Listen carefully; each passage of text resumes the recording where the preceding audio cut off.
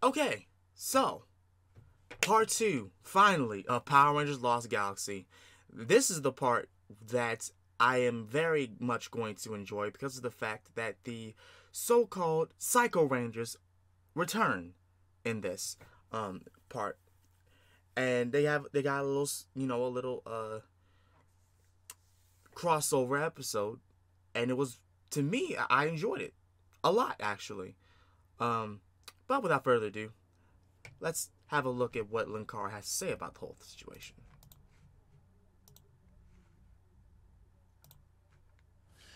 Back on the alien world, another familiar-looking robed figure finds the remains of the aliens in the empty box. The Psychos at first have no desire to work for Turkina, their obsession sticking with them. Right. However, Turkina keeps them in line with devices attached to their arms. The Psychos get to work, kidnapping 4 of the 5 Rangers while in their civilian modes easily. Pink and Blue do face their counterparts with an actual fight, but it really highlights the strength difference, Kai just getting tossed around and Kendrick's beaten up. Though this does make me wonder why Terra Venture is carrying around empty crates. Leo faces off against Psycho Red and does manage to morph, but Psycho Red is too much for him, even forcing him to demorph during the fight. However, the figure in the cloak arrives and rescues Leo, shooting Psycho Red with an equally familiar blaster. After they get away, the cloaked figure takes off his hood, revealing Legolas! Legolas. I mean, you're welcome. Honestly though, that's not even a far off description, because Andros literally is just like the ideal Red Ranger in my mind. Like, I know that Tommy, was the Zeo Red Ranger, and I love Tommy Oliver as a Power Ranger as a whole.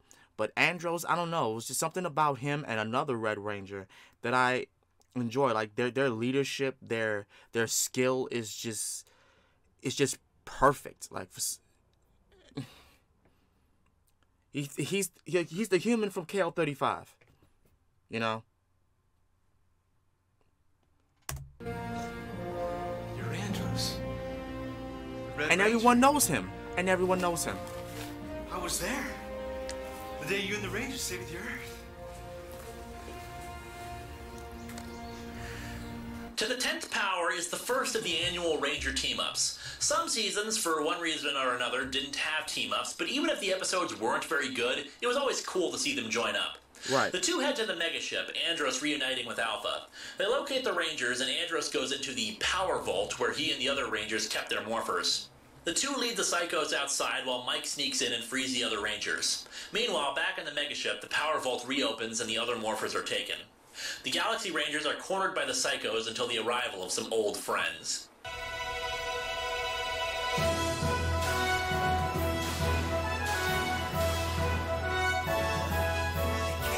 This is great. Yeah. Oh, yes, it can. Ready?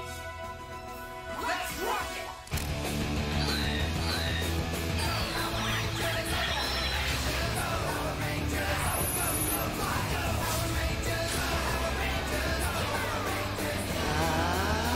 In space. I thought you could use a little help. All right. You guys ready to join the party? Go! It was just perfect. It was just the way everything was, like, the choreography, I loved it.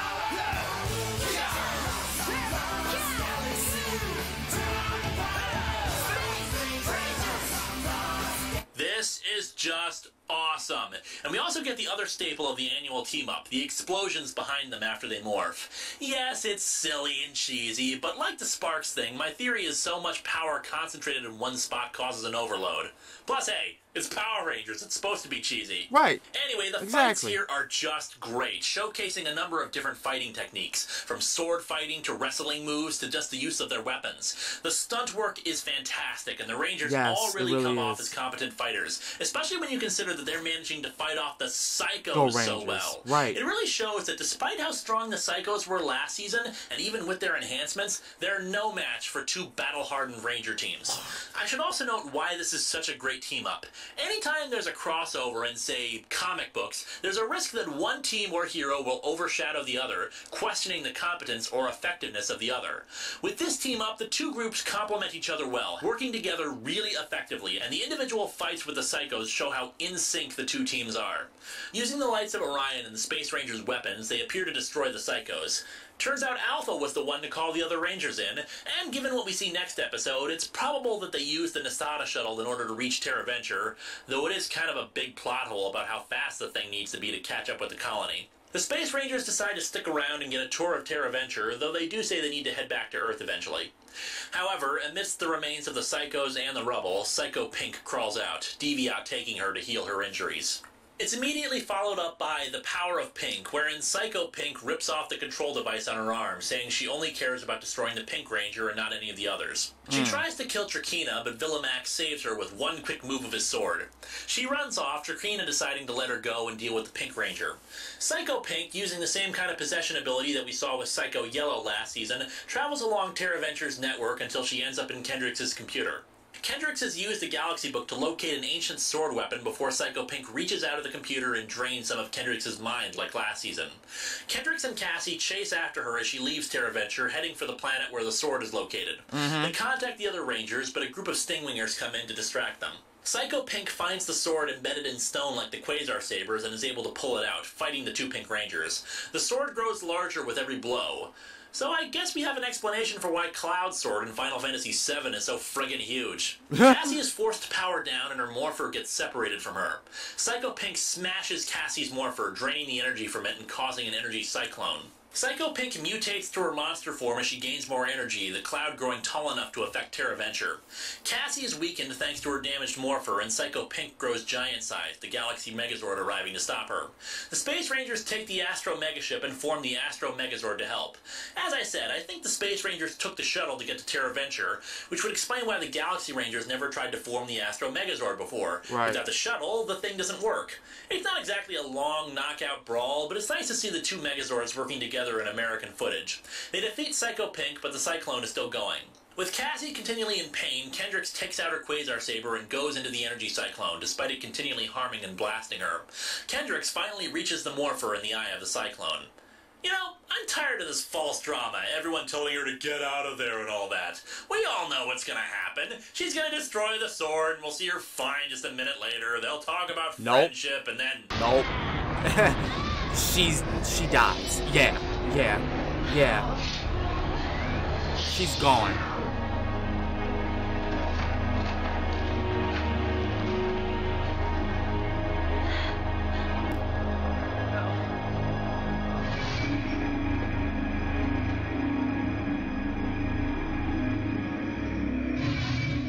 Kendrix!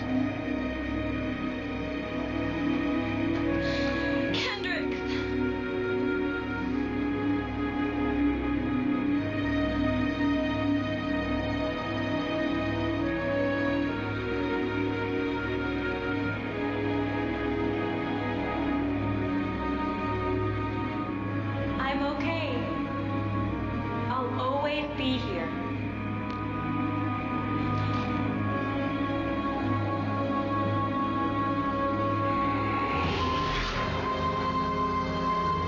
So, yeah. Kendrix is dead. Yep. Didn't call that one. Cassie's morpher repairs itself and the two groups say farewell, Kendrix's Quasar Saber flying off to parts unknown. Yeah, that's a pretty sad way to end the team-up. Still, the two teams leave on good terms.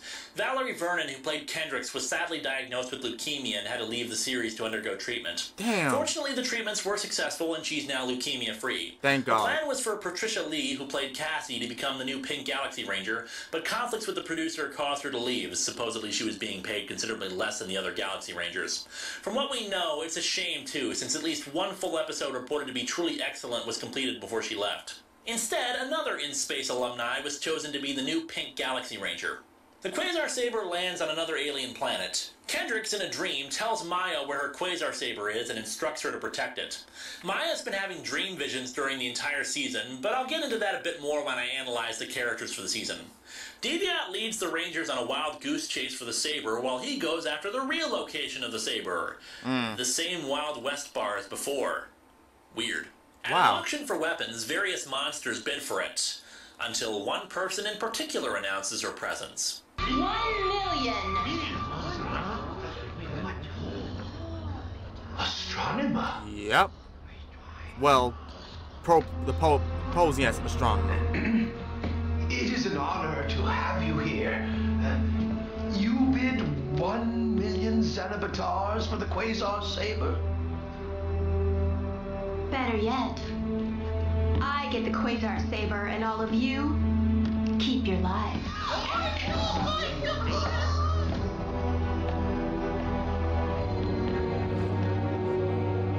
However, Trakina is also at the bar and reveals the fact that Astronema is really Corone.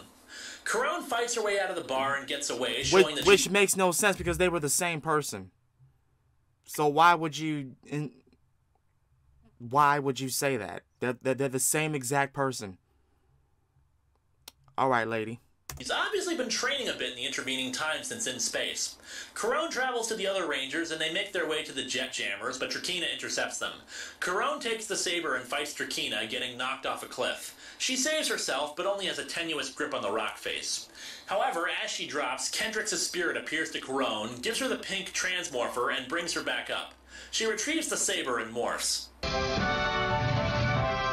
Yeah! So, Corone is a Power Ranger now. I wouldn't want to be a Power Ranger anyway. In the next episode, we see a little bit more follow-up on Corone's time as Astronema, with her lamenting her lost childhood. After a fight where Leo's ranger powers are drained and his morpher damaged, she talks about a time as Astronema when she fought a warrior with 2 keys that, when combined, granted him awesome power. She froze him in stone before he could finish combining them, and his powers might be enough to replenish Leo. The two arrive at the cave of the warrior, where we see this. Astronema! You struck down the warrior and dare to return! Holy crap, Army of Darkness! Anyway, in order to pass through, Corone has to face herself as Astronema. Oh, shit. Told her she should have kept her staff. Yeah. When she offers to sacrifice herself to save Leo, she's allowed to enter. Seriously, talking and moving skeletons and Power Rangers is just creepy. Anyway, they go into the cave, but the warrior doesn't have the keys anymore. Corone apologizes for what she did as Astronema, and her tears hit it, freeing him of the stone curse. Is this just a trait of KO-35's people? Their tears guess. have magical healing properties? I mean, they are alien humans, so yeah, you could call it that. I mean, look, her brother has the initial power, has the powers to levitate things. They had to give her something, all right? They had to give her something. Is it like the telekinesis? What the hell? The warrior gives them the keys, not just restoring Leo's powers, but granting him his Battleizer mode, too. Like the last one, his Battleizer mode looks absolutely silly.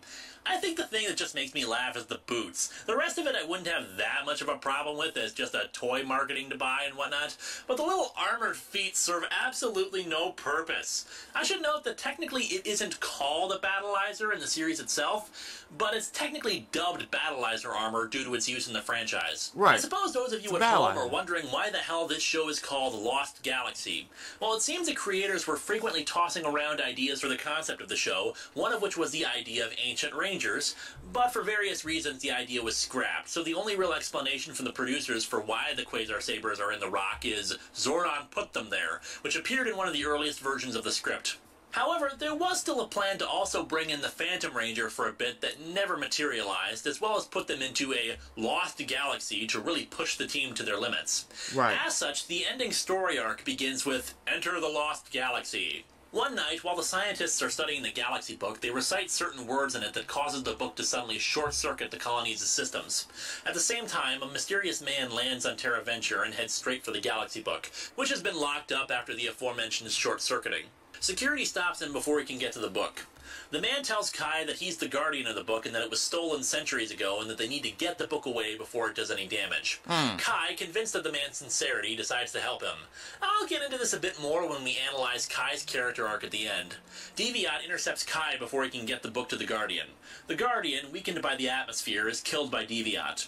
Deviat reads from the book, finishing the incantation and giving himself more power. Deviat grows and it takes all 3 Zords to defeat him. The mystic energies of the book transport Terra Venture into the Lost Galaxy. The Lost Galaxy screws with Terra Venture immensely, causing time anomalies, and the crew can't navigate with no known stars to move by. Okay. A space pirate ship led by the monster pirate Captain Mutiny detects Terra Venture and heads toward them. Captain Mutiny. Sir, there's a vessel approaching. What kind of vessel? Well, it's a castle sitting on a dinosaur flying towards us. Say what you will about Captain Mutiny, he knows how to travel. Captain Mutiny comes aboard with his Pirates of Penzance rejects and explains that every 100 years or so a vessel ends up in the Lost Galaxy, but that he has a machine that can send them back. Naturally, the Rangers don't trust it, but Stanton decides to send a ship to Mutiny's planet to check it out anyway. Okay. While the Terra Venture soldiers head back to the colony, the Rangers stay to check on Captain Mutiny and get more information. They discover that Mutiny captures ship crews to be his mining slaves, and that whatever's in the box is meant to capture Terra Venture's crew. They fight a monster and defeat it before heading back to Terra Venture, but Deviat suddenly shows up and drains what remains of the monster's power, returning to normal. The box, in turn, actually contains a monster that burrows into the ship. Deviat comes to Captain Mutiny and starts working for him, helping to enhance the monster's power. After a particularly tough battle, the Rangers manage to combine the strength of their Zords and defeat the monster in the ship. After a clip show episode, there are 2 filler episodes involving a monster named Hexuba that are barely worth mentioning. Hexuba? However, the important part is that at the end of the second part, Commander Stanton reveals that their fuel reserves have been tainted and that they only have 1 or 2 days left before they run out of fuel and the ship is without power. Oh, shit. We see this affecting them in the next episode as one of the engines blows out. In Escape the Lost Galaxy, Mike gets into the slave camp to try to free the rest of the people while Kai locates the spell that brought Terra Venture to the Lost Galaxy. They open a portal and Terra Venture sets course for it while Mike frees the slaves, the Rangers arriving in the megaship to help get everyone out. Mutiny chases after the megaship as Mike sacrifices the Torozord to keep the portal open long enough for Terra Venture to return home. Mutiny's castle passes through the portal as well, intent on conquering this new galaxy, but... What? There's only one ruler in this universe, and that's me. Well, all right.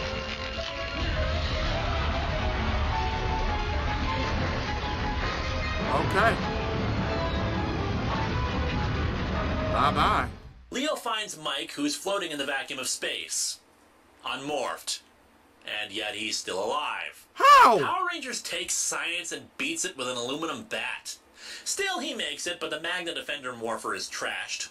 The Lost Galaxy saga really just came off like wasted potential. It got off to a great start, introducing the team to a dangerous new situation, but petered out pretty quickly into filler. Captain Mutiny wasn't nearly as interesting as the villains we had already had, though at least he came off as a pirate. Still, the problem when you go from powerful evil monarch to pirate is a loss of scope, as we saw with Divatox, so it was good that he didn't stick around after they returned to the regular galaxy. Due to a lot of the production and rewrite issues, they were never able to explore the backstory of the galaxy powers and what had happened 3,000 years prior that had caused the Quasar Sabers to be embedded in the rocks to begin with. But, like I said, they weren't exactly planning on doing much with it anyway. Isn't it fun when the title of your series is a lie? The series comes to a close in the 3-parter Journey's End. Deviat returns to the Scorpion Stinger, claiming to have been kidnapped by Captain Mutiny and forced to work with him, but Trakina doesn't buy it and orders Villamax to destroy him. Deviat flees down to the cocoon, planning to enter it and rejuvenate himself. However, Trakina and Villamax intervene. Deviat grabs Trakina and leaps into the cocoon, the two merging together inside of it. Trakina leaves the cocoon with a distortion in her voice like Deviat and small modifications to her appearance like darker eyes. Terra Venture's in bad shape, with only one engine left, and they decide they need to land somewhere. They've located a nearby world and prepare to land Terra Venture. There are some good moments here, like the dome's shield coming down and we see the actual sky, as well as the sun coming up over the new world. Maya even says how sad she is that Kendricks isn't there to see it. However, the Scorpion Stinger arrives and Trakina launches a direct attack. Welcome back, Terra Venture.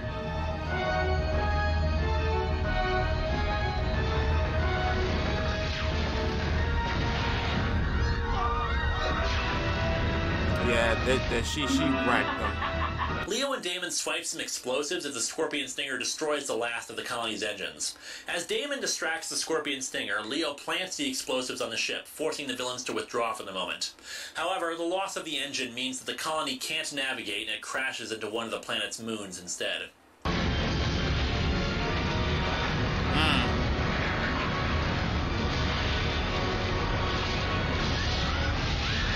They should have all died right then and there. I'm sorry.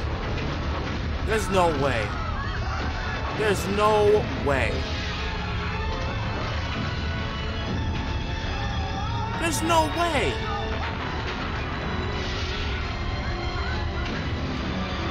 He should have died right then and there, bro.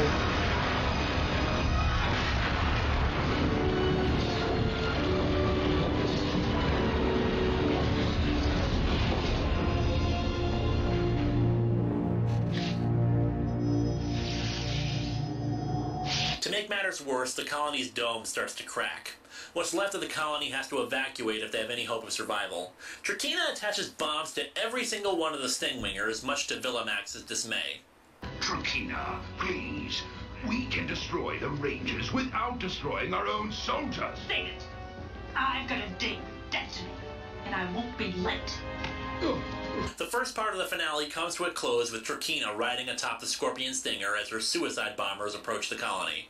The Stratoforce and Centaurus Zords are sent out to try to deal with the Stingwingers, but plenty of Stingwingers get inside. We even get glimpses of Bulk and Phenomenus fleeing, the first time we've seen them in like 25 episodes. Villamax is still pissed at the idea of destroying their whole army, then spots a little girl in the wreckage. He protects her from the falling rubble. Thanks, I knew you'd help me. Cindy, no! You are welcome. Cindy.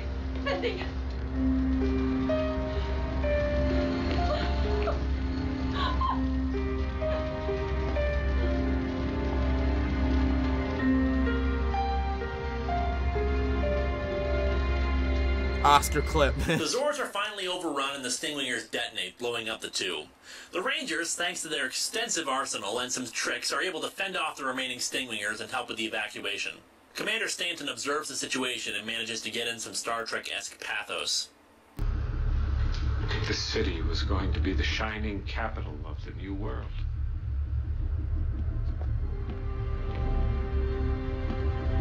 Instead, it's a shipwreck.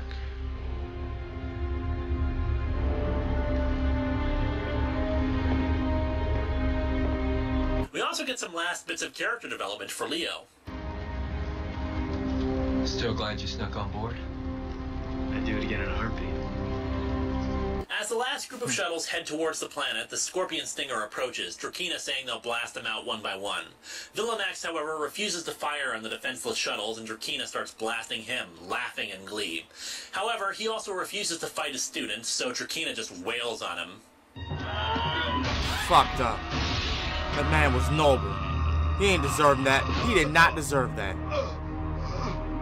He was noble.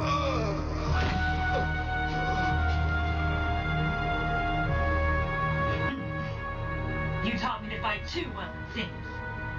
You've learned nothing. Tell him. Before Trakina can resume her assault on the shuttles, the Astro megaship comes in, He died. finally He using its died with friggin' honor. mega lasers. However, the Scorpion Stinger grabs the megaship, which starts exploding. Leo says that their only way to stop Trakina is to initiate the megaship's self-destruct. I've gotta say, this is a lot more heart-wrenching than losing Terra Venture. Sure, it was their home and all, but the megaship helped save the entire universe, and they're losing Dekka now, too. Sure, Dekka wasn't exactly a main character or anything, but she still had a personality. They succeed, forcing the Scorpion Stinger to crash on the moon. Bulk and Phenomenus reach the new world.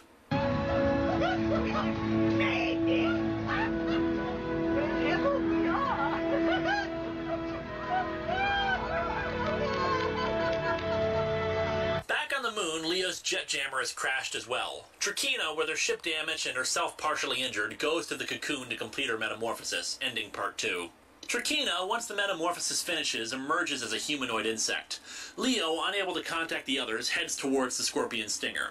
As the humans start setting up a makeshift colony on the planet's surface, Trakina heads towards the wreckage of TerraVenture.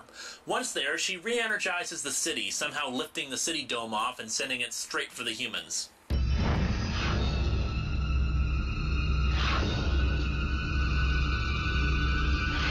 I ain't gonna lie, when I was a kid, this freaked me the hell out.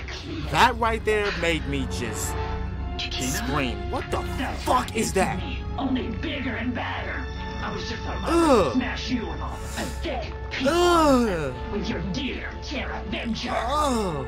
Trakina's transformation has made her stronger and more agile, easily able to outfight Leo and sending him falling out of a skyscraper. He morphs and hits the ground, surviving the attack. But Trakina goes after him and the two begin their fight. The Rangers learn what's going on and head to the dome to try to stop her. The Rangers reunite and fight Trakina, but it goes about as well as you'd expect, the villainess tossing the five around like ragdolls. Leo summons his battleizer and grabs Trakina, pulling her in and firing at point-blank range. The Rangers arrive at the wreckage and he climbs out, his helmet damaged, but he gives the thumbs up. And I'm sure Trakina will never bother anyone again. Right. The colony is still in danger, though, but thankfully the Galaxy Megazord appears and slows the city down enough for it to miss the people and crash a little more safely. The Galactabeasts lead the Rangers away and brings them, to their shock and amazement, to people frozen in stone. Wow. Yep, the world they've landed on is actually Miranoi, Maya's homeworld, and where their journey as Rangers began. Well, hey, now with Corone here, she can cry on everybody and return them to normal. Our quest is complete. Maybe someday the next chosen warriors will free you.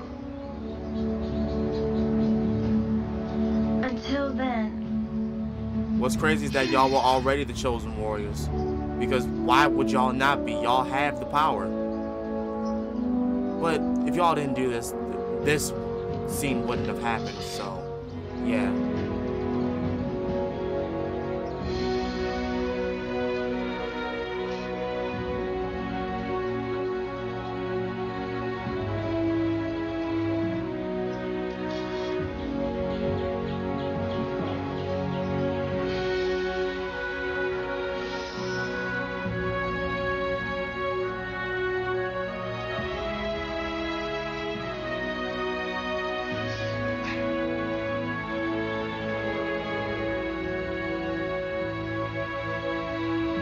With the Sabers returned to the Rock, the mystic energies of the Saber restore the people of Miranoi.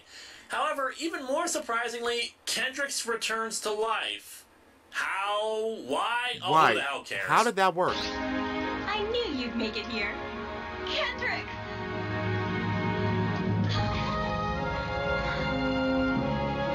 You don't know. How the fuck did that work? Come back. I missed you. Power Ranger magic. Power Ranger magic. Whatever. She's alive. I can't believe it. This is incredible. Crone is still hotter though. Hey, thanks for everything you've done. I wouldn't have missed it for the world. Hey, look. Looks like they're celebrating too.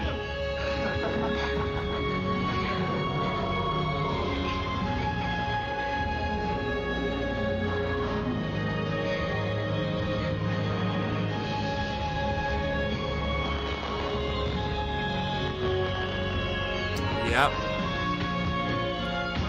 And that's how it ended. Yeah. Yep. Like the last season, Lost Galaxy is a space opera. This one's different, of course, since it was able to tell its own story instead of serving as the potential end to all of Power Rangers. The space bits could have used a lot more backstory, though. I really wish we had learned what exactly had happened 3,000 years ago and who was it who wielded the original galaxy powers. Same and of here. course, the Lost Galaxy that the entire series was supposed to be about ended up being just like regular space, but with more pirates. One of the advantages of the season being standalone is that the writers were allowed to give the characters a bit more personality, development, and change than what we had got in previous seasons. In this case, I have thoughts about all of these Rangers, and since Bulk and Skull are no longer a part of the series, seriously, Bulk and Phenomenus were only in like 3 or 4 episodes out of 45, so why did they even bother? We'll instead use their time to talk about the Rangers' development.